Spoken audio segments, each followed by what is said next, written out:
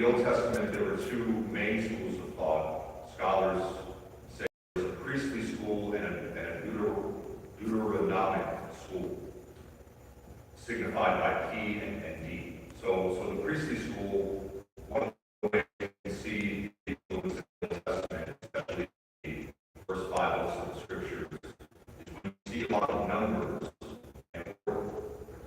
For example, in the book of Genesis, there are two separate creation accounts that seemingly contradict one another. One is from the school of P, one is from the other school of D. The first four books of the Old Testament lean towards the priestly spirituality, whereas the last book of the Pentateuch, the book of Deuteronomy, which the name Deuteronomy means in Greek, second law. Deuteronomy is meant to focus on things other than order and strict adherence of religious observances, but rather focus on the presence of God here and now and around you. So we see in the Old Testament there was different schools of thought. As soon as Christianity emerged, there were different schools of thought. One in a different school in Alexandria and one in Antioch. One school had a literal interpretation of Scripture.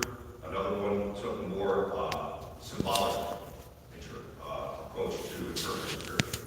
The point that I'm making is that today we have different spiritualities, don't we? Jesuit, Carmelite, Carthusian, Diocesan, Franciscan, Dominican. They're not meant to contradict one another, but they're meant to supplement each other. Because again, the beauty of God cannot be contained in simply one school of thought. So how does that apply to our lives?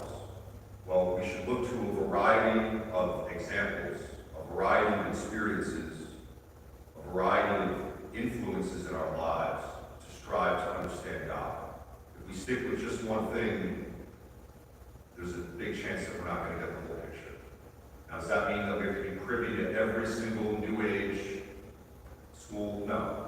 But that we just have to be aware there are different ways of seeing how God interacts with us and different things that we can emphasize. So, with this particular school, they felt that people were too caught up in the rules and regulations and numbers, and they thought, let's get back to the matters